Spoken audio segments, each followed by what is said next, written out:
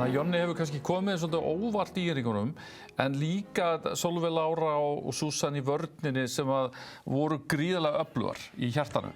Já, þær eru nefnilega alveg gríðarlega öflugar. Þess að sóknarleikurinn hjá Káa dettur síðan aðeins niður í þessum leik, en það sem að gera vel er að þær halda varnarleiknum allan tíman góðum. Og þar vil ég sérstaklega taka þær tvær, Susanne og Sólveig Lára, en líka Anna Þyrí, hún er eiginlega líka algjörlega frábær bakvörður og það er svolítið svona sem að mér finnst Káa Þór búin að gera gríðarlega vel í vetur. Þær eru búin að ná svona stöðuleika varnarlega, þó vissulega 1-1 slæmt tap, en varnarleikurinn er mjög þéttur og svo auðvitað með Mattheu fyrir aftan. Já, Mattheu með 40% markvarslu í þessu leik. 40% markvarslu í leik og Hún hefur verið bara mismunandi á tímabilinu, sko, ekki alltaf góð. En það hefur munað þegar hún er að verja þarna. Já, það munar auðvitað alveg gríðarlega miklu. Ég held að Káa hafi líka, hann verður rosalega gott fyrir að taka fyrsta leika eftir áramót fyrir norðan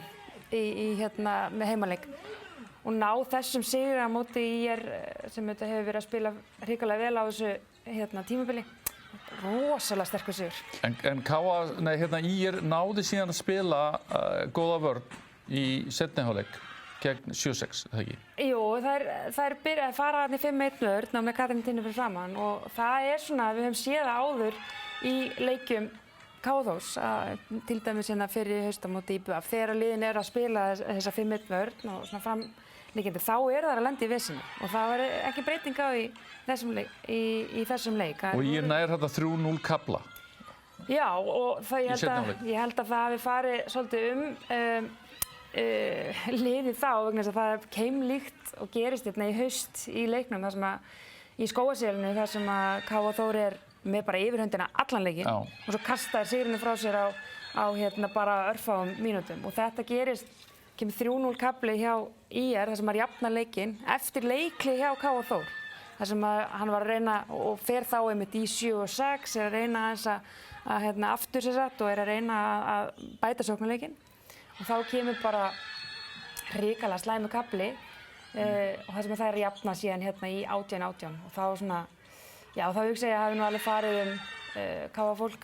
Já, ég meni fyrirleiknum erum bara með unni leik, sko. Já, bara fram á. Frá sér, sko, þannig að það hljótur að vera eitthvað svona smá flashback, sko, og sterkt að hafa náða að klára þetta. Og það var svolítið magnað í þessu leik, sko, að ÍR fekk síðan tækifæri að komast yfir í leiknum en komst aldrei yfir. Nei, ég er að segja, það er einmitt það, sko, þær fengu heldur 2 eða 3, 2-3 tækifæri til að koma sér yfir, en það er það sem Káa gerði líka vel, að þær stóðu góða vörn allan leikinn og með Mattheu í stuði fyrir aftan. Mér finnst líka skipta svo miklu máli fyrir Káa-liða sem gerist, þessu leiki sem að hinn liðin hafa náð að skrúa upp tempóið eða láta þær einhvern veginn fara að hlaupa og tapa boltanum og svona. Káa-liða er gott þegar nær að koma sér í þessa vörn því að vörnin er góð og ef það ná í þessum, þegar slæmikaflinn kemur að bara koma sér í vörn þá verður droppið ekkert svona. Það sem gerðist þannig í þessum tapleikjum, þessu runni, að það voru einhvern veginn fannst mér aðeins út úr því sem höfðu staðið fyrir í haust, einhvern veginn, sko. Já, bara mjög sammála þessu, því það er akkurat það sem það gerði svo vel í upphafi tímabils.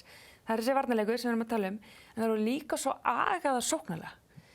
Miðað við líka lið sem eru að koma upp. Það er oft sér maður einmitt svona algjöra, eða þú veist, einhverja skautlega ákvarðanir einmitt farin út úr leikplaninu en þær voru rosalega agaðar sóknarlega. En síðan kemur svona kaflinn fyrir jól þar sem já, þær eru með nokkur slæm töp en mjög sterkt hjá þeim að ná þessum sigri.